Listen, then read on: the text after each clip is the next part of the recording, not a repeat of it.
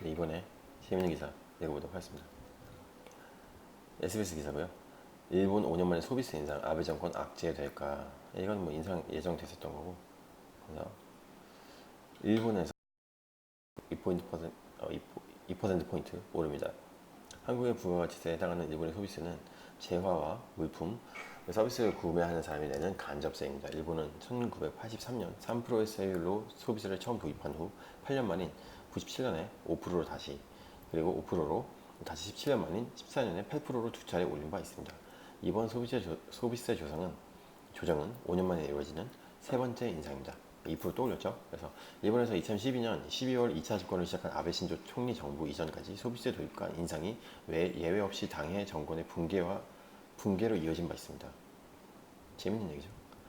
왜냐면 솔직히 세금 낸 거 좋아하는 사람 누가 있어요. 그러니까 2012년 이전까지는 소비세를 도입하면은 예외 없이 당해 정권의 붕괴로 이어진 바 있다는 거죠. 국민들이 이제 안 뽑았다는 거예요. 그래서 1989년 소비세를 처음 도입한 다케시타 노부로 내각은 리크루트 비리 스캔들에 겹친 여파로 이후 2개월 만에 퇴진을 내몰렸습니다.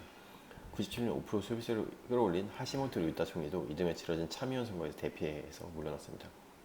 이후 민주당 정권인 노다 요시히코 총리는 급속히 불어난 사회보장 비용을 충당하고 국가채무를 줄이기 위해 소비세 증가가 필요하다고 보고 2012년 당시 야당이던 자민당, 공명당과 함께 인상을 추진키로 하는 3당 합의를 도출했습니다. 당시 합의는 5% 소비세를 2014년 8%, 15년에 10% 각각 올리는 내용이었습니다.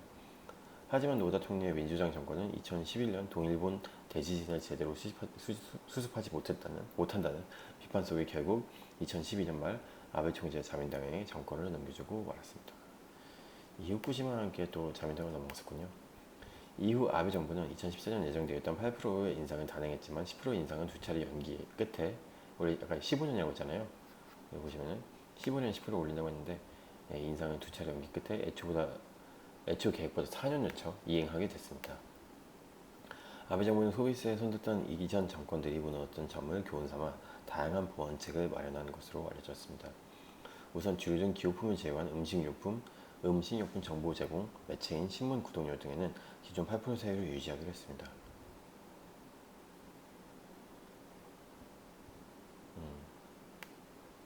무슨 말인지 모르겠어요, 여기가. 잘 봐요. 주류 등 기호품을 제외한 음식료품과 정보 제공 매체인 신문 구독료 등에는 기존 8% 세율을 유지.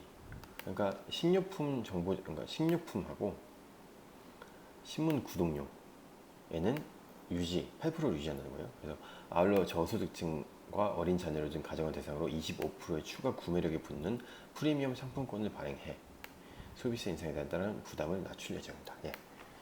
사실 이 얘기와 관련해서 임금 상승 얘기가 안 나왔는데 최저임금에 대해서도 일본은 올리려고 하고 있는 걸 제가 과거에 읽었던 기사였거든요.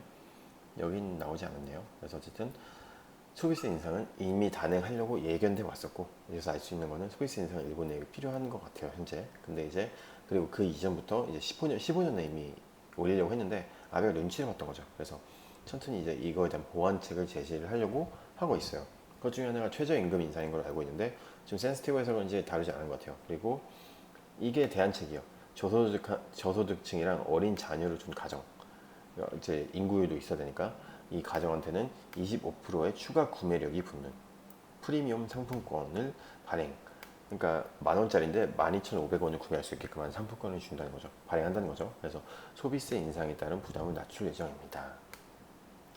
이 소비세가 10%인데 25% 추가 구매력 부족은 어떻게 보면 이러한 층한테는 플러스 포인트가 될 수 있는데 나머지 대부분 소비세를 내는 건 중상층이거든요. 그러니까 중상층이나 중하층, 하층에 대한 전략이 이렇게 나왔다면은 중간계층에 대한 전략도 있어야 되는데 이제 이분들은 그냥 세금만 내겠죠. 물론 이제 소비를 줄일 수가 있어요. 이런 것들에 대한 이제 얘기를 이제 알아서 일본이 해결해 나가겠죠. 근데 이 부분 되게 좀 재밌게 읽었네요. 저도 몰랐던 사실인데 예. 소비세 인상을 하면은 당의 정권의 붕괴를 이어진 바 있습니다. 그리고 자민당은 2012년에 2011년 동일본 대지진을 제대로 수습하지 못해서 민주당한테 또 정권을 갖고 왔었었네요. 그 이후로 약간 우파적인 정권을 지금 가져가면서 그러면서 소비세 인상과 경제적인 정책을 좀 단행하고 있죠. 그래서 일본의 어떤 소비세라든지 경제 전반적인 정책 관련해서 좀 살짝 알아볼 수 있는 맛보기 정도긴 하지만 재밌게 알아볼 수 있는 기사였네요. 그래서 일본 5년 만에 소비세 인상, 아베정권 악재될까? 그래서 아베정권도 소비세를 올리면 항상 무너졌던 그 어떤 징크스 같은 것에서 제대로 해결해 나갈 수 있는지에 대한 얘기를 담은 기사였습니다. 네, 여기까지 읽을게요.